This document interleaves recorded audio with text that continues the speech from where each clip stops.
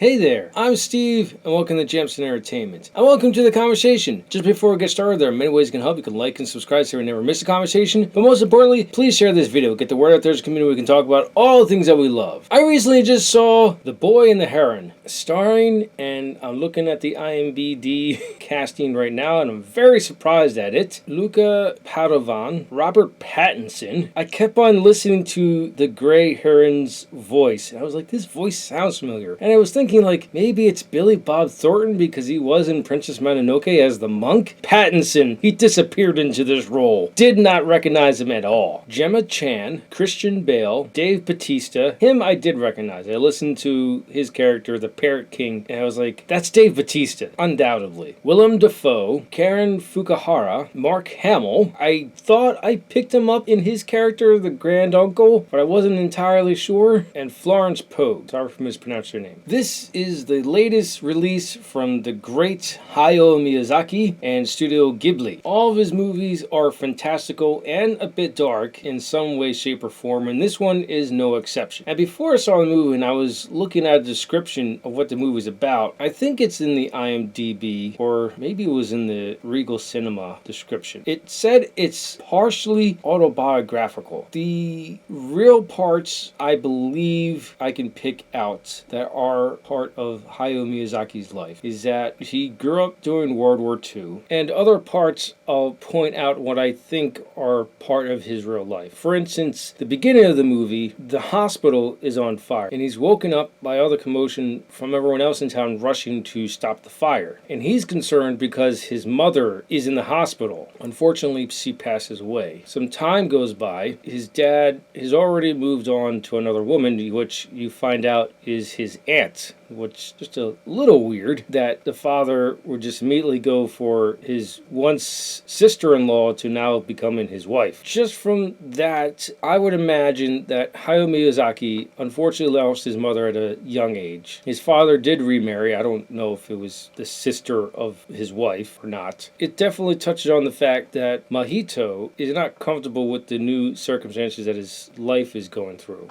And that's kind of the main focus of the movie, is how a child would cope with this. And that certainly explains why this movie is so fantastical. Now, to a lesser extent, they also show how his stepmother, Natsuko, is also handling it. She is trying to do her best to be a kind person to her new stepson. And Mahito is also doing his best to be respectful to her. It's just your transition phase for everyone. It's interesting watching how people deal with that. Because his father, Soichi, just kind of throws himself into work. He is the head of a manufacturing company that is part of the war effort. But the main focus is on Mahito. The place where he's living at, pretty impressive.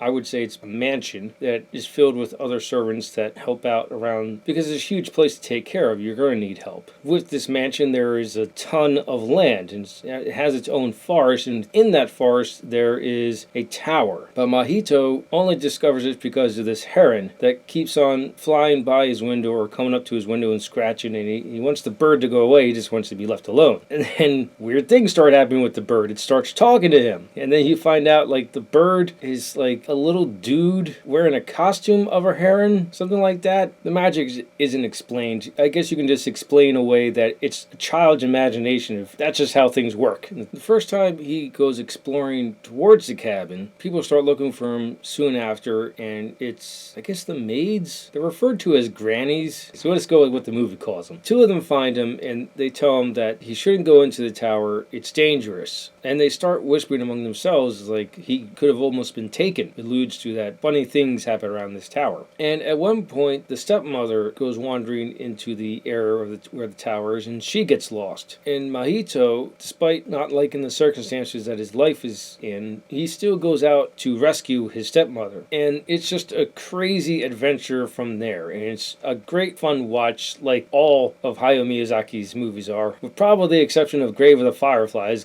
That one's just depressing, and we'll get to that movie at some point. I really did enjoy this movie, though. It's always awesome to watch a Miyazaki film and see the world that he has created, because, at least to my knowledge, it's not one big universe. Each and every movie has its unique world, and they're all beautiful. beautiful and terrifying. You gotta have both, or it's just not interesting. If you have the opportunity to see this in theaters, I highly recommend that you do, and then when it comes out on Blu-ray, you gotta get this on Blu-ray. Those are my thoughts on The Boy and the Heron. Let me know your thoughts in the comments below. Thank you for watching, and live your imagination.